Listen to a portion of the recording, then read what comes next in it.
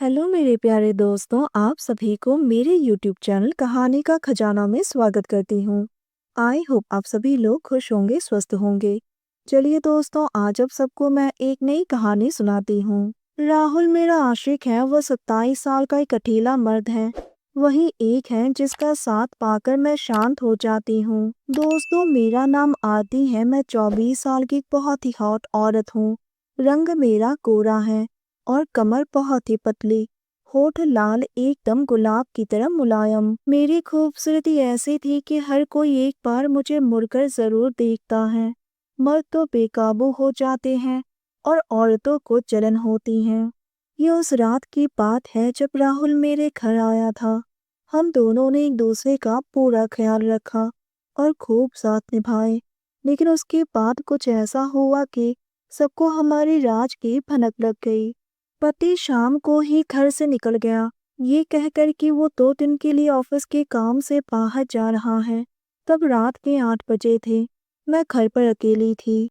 उस दिन मैंने एक आसमानी रंग की टाइट पतली सी नाइटी पहनी थी, जो मेरी सुडौल जिस्म से लिपटी हुई थी, जिससे मेरी उभारें पूरी तरह से उजागर हो रही थी। उस वक्त मेरे अंदर एक अजीब सी आग सुलग रही थी, क्योंकि राहुल ने मुझे फ़ोन करके कहा कि वो रात को मुझसे मिलने आ रहा है। दोस्तों, चैनल पर नए आए हैं तो इस वीडियो को लाइक, शेयर और सब्सक्राइब करें और एक प्यारा सा कमेंट ज़रूर कर दें। मैं उसका इंतज़ार करने लगी। तभी दरवाजे की घंटी बजी। मैंने दरवाज़ा खोला तो सामने राहुल खड़ा था। उस रात वो बहुत ही हैंडसम लग रहा था। उसकी आंखें मेरे पर ही अटक गई और मेरे अंदर एक अजीब सी बिजली दौड़ गई। उसने मुस्कुराते हुए कहा, आरती तुम आज कमाल की लग रही हो। लगता है पूरी रात मुझे पागल करके ही रहोगी। उसकी आवाज़ में नशा और एक अजीब सी तड़प थी। मैंने कहा, राहुल मैं तुम्हारे इंतज़ार में कब से तड़प रही थी। मैंने उसे कमरे के अंदर खींचा और दरवाज़ा बंद कर दिया। राहुल ने भी मुझे अपने बाहों में जकड़ लिया और गुलाब की तरह मेरी मुलायम होठों पर एक गहरा चुंबन दे दिया। उसका चुंबन बहुत ही लाजवाब था। हमारी जांघें एक दूसरे से टकरा रही थी। मैंने धीरे से उसकी टी शर्ट को उतार दी। उसका गठीला चौड़ा सीना मेरे सामने था। मैंने उसकी छाती पर अपने मुलायम होठों को रख दिया। उसने भी मेरी नाइटी को किनारा किया।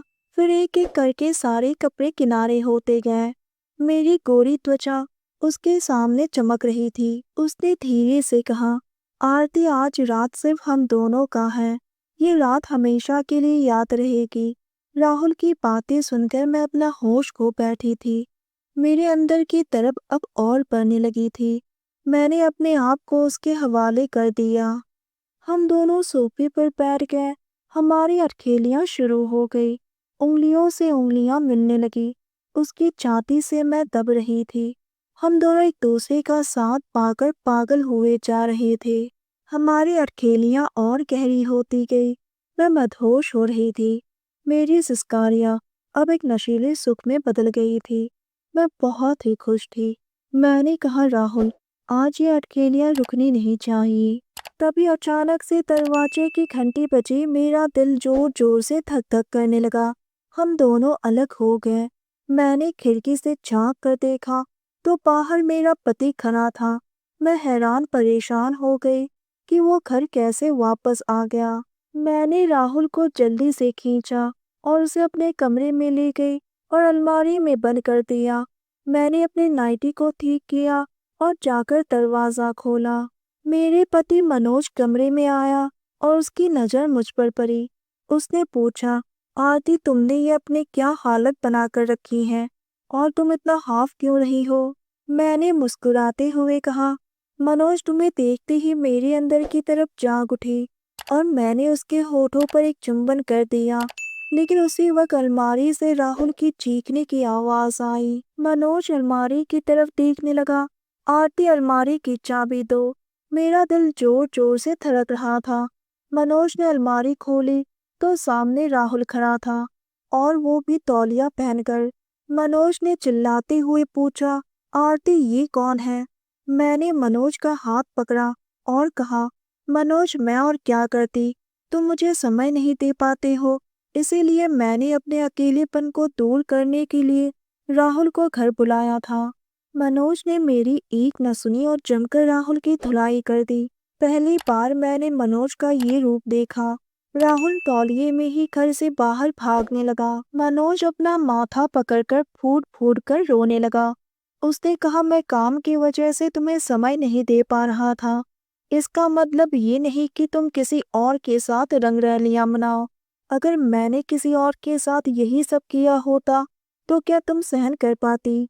मैंने भी रोती हुई कहा, मनोज मुझसे बहुत बड़ी भूल हो गई है। मैं अपनी जिस्मानी तरफ को मिटाने के लिए ये गलती कर बैठी। हो सके तो मुझे माफ कर देना। मनोज का दिल बहुत बड़ा था। उसने मुझे माफ कर दिया और मैं भी हमारे रिश्ते को पहले से और भी बेहतर बनाने की कोशिश में जुट गई। दोस्तों, आप सबने अपना कीमती समय निकालकर इस वीडियो को सुना। इसके लिए आप सभी को धन्यवाद करती हूँ। धन्यवाद दोस्तों।